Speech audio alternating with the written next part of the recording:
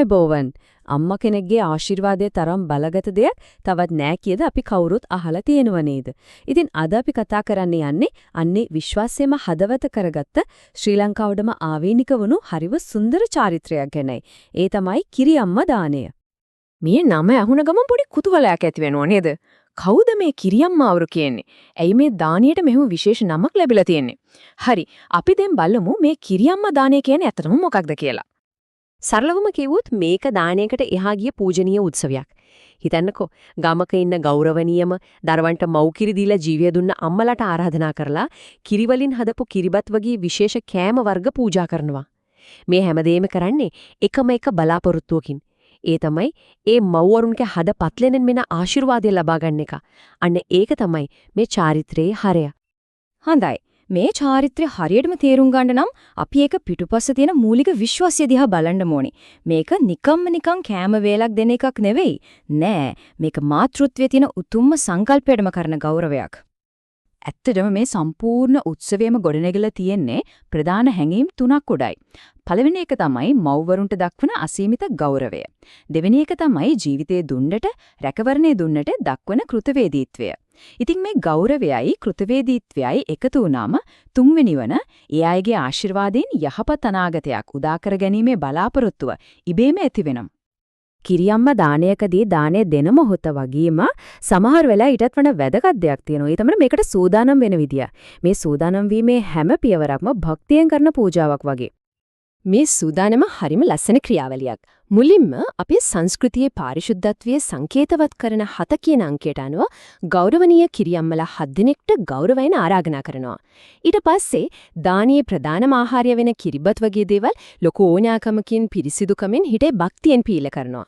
අන්තිමට දානේ දෙන තැන පිරිසිදු කරලා සුදු පිරුවට එලලා සුවඳ මල් වලින් සරසලා ඒ මුළු පරිසරෙම පූජනීය තැනක් බවට පත් කරනවා. මෙතනදි තේරුම් ගන්න ඕන වැදගත්ම දේ තමයි මේ කරන හැම පොඩි දෙයක්ම කැම ටික උයන විදියේ ඉඳලා මලක් තියෙන තැන දක්වා හැම දෙයකින්ම ප්‍රකාශ වෙන්නේ වචන වලින් කියන්න බැරි තරම් ගැඹුරු ගෞරවයක්. හරි, සූදානම ඉවරයි. ඔන්න දැන් තමයි අපි එන්නේ මේ උත්සවයේ වැදගත්ම. ඒ කියන්නේ හදවතටම. ඒ තමයි දානීය ගෞරවයෙන් පිරිනමන උතුම්ම මොහොත. දානේ දෙන දවසේ ආරාධනා කරපු කිරියම්මලා පිරිසිදුකමේ සංකේතය වගේ සුදු ඇඳුමින් සැරසිලා පැමිණෙනවා.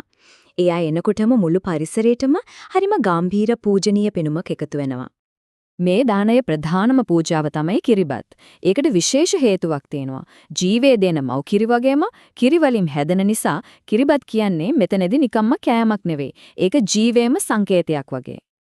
දානය පිළිගන්වන අතරේ මුළු පරිසරයම ආශිර්වාද ගාථා සෙත්කවි වල මිහිරි හඬින් පිරීලා යනවා. ඒ ගාථා වලින් ප්‍රාර්ථනා කරන්නේ පවුලේ හැමෝටම නිරෝගීකම, දියුණුව සහ හැම අනතුරකින්ම ආරක්ෂාව. ඒ මොහොතේ මුළු නිවසම ආධ්‍යාත්මික සුවයකින් නැහැවෙනවා වගේ දැනෙනවා. මේක එක පැත්තකට විතරක් දෙන දෙයක් නෙමෙයි. නෑ, මේක හරිම ලස්සන හුවමාරුවක්. දායකෝ බෞද්ධික දේවල් පූජා කරනකොට ඒ වෙනුවට ආපහු ලැබෙන්නේ මිල කරන්න බැරි තරම් වටිනා ආධ්‍යාත්මික ආශිර්වාදයක්. මේක තමයි උත්සවයේ ආධ්‍යාත්මිකව උස්සස්ම තැන. බලන්නකෝ මේ හුවමාරුව කොච්චර ලස්සනද කියලා. එක පැත්තකින් දායකයෝ ආහාර පූජා කරලා දන නමලා ගෞරවය දෙනවා. අනිත් පැත්තෙන් ඒ වෙනුවට කිරියම්මලාගෙන් ලැබෙනවා යහපතට ආශිර්වාද, ආරක්ෂාවට ප්‍රාර්ථනා සහ මනසට ලොකු ආධ්‍යාත්මික ශක්තියක්. හරිම සමබර හුවමාරුවක්. මේ හැමදේම පිටුපස්සේ තියෙන ගැඹුරුම සංස්කෘතික විශ්වාසය තමයි මේක. ඒ කියන්නේ කිරියම්මාවරුන්ගේ ආශිර්වාදය කියන්නේ කෙනෙක්ට ලැබෙන්න පුරවන් බලවත්ම ආරක්ෂාවක් කියන එක. ඉතින් මේ නවීන ලෝකේ ඇයි මේ වගේ පැරණි සම්ප්‍රදායක් අදලත් මෙච්චර ශක්තිමත් අපේ සමාජයේ තියෙන්නේ? ඒකට හේතුව තමයි මේ චාරිත්‍රය පිටුපස්සේ තියෙන ගැඹුරු අර්ථයන්. හේතු කිහිපයක්ම තියෙනවා. සමහර වෙලාවට ලෙඩක් දුකක් වගේ අමාරු කාලයක වුණු බාරයක් හොප්පු කරන්න මේ දාණය පවත්වනවා. තවත් වෙලාවට දරුවන්ව ලෙඩ රෝග වලින් ආරක්ෂා කරගන්න ආශිර්වාද පතාගෙන දෙනවා. ඒ වගේම මේක පවුලේ අය නෑදෑයෝ එකතු කරලා අපේ සංස්කෘතික සාරධර්ම ඊළඟ පරම්පරාවටත් කියලා දෙන අපූර්ව අවස්ථාවක්. අවසාන වශයෙන් කියවොත් කිරියම්මා දානේ කියන්නේ නිකන් චාරිත්‍රයක් විතරක් නෙවෙයි. ඒක අපේ අතීත උරුමයත් එක්ක අපිව සම්බන්ධ කරන ජීවමාන පාලමක් වගේ. ඒ වගේම මේ ලෝකෙට ජීවය දෙන උතුම් මව්වරුන්ව සමරන්න තියෙන හරිව ලස්සන උත්සවයක්. ඉතින් මේ කිරියම්මා දානය ගැන දැනගත්තට පස්සේ පොඩ්ඩක් හිතලා බලන්න වටිනවා අපේ සංස්කෘතිය ඇතුලේ අපේ ජීවිත හැඩගස්වන උදවියට ගරු කරන්නත් අපේ උරුමයක අපිව සම්බන්ධ කරන්නත් මේ වගේ තවත් මොන වගේ ලස්සන සම්ප්‍රදායන් තියෙනවද?